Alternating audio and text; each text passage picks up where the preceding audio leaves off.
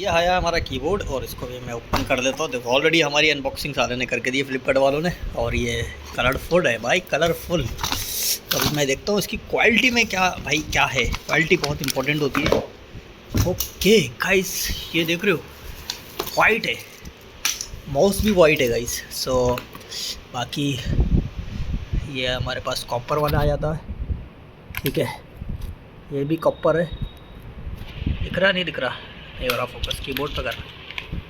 Nice भाई, लेकिन इसका साउंड बहुत बुरा भाई। मैकेनिकल की साउंड्स बढ़िया आते हैं।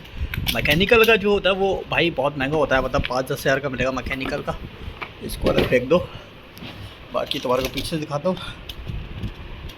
भाई, बिल्ड क्वालिटी बढ़िया है, मतलब इसको कहीं से भी फेंक सकते हो, कुछ भी नहीं होने वाला है। बहुत भारी है, वेट इसका अच्छा खासा है, आधा किलो होगा।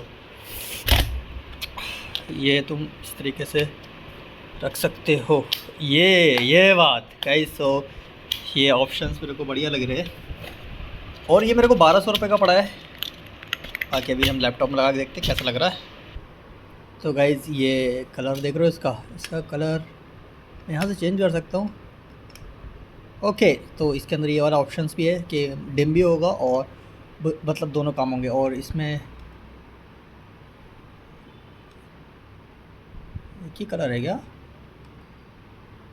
तो गाइस इसका कलर नहीं मालूम पड़ रहा है मेरे को। इसके अंदर भी RGB होना चाहिए ना भाई, बट आई डोंट नो भाई। अगर होगा इसके अंदर RGB तो मैं बताऊंगा तुम्हारे को, बट अभी तो ये लाल लाल जल रहा है सिर्फ, ठीक है।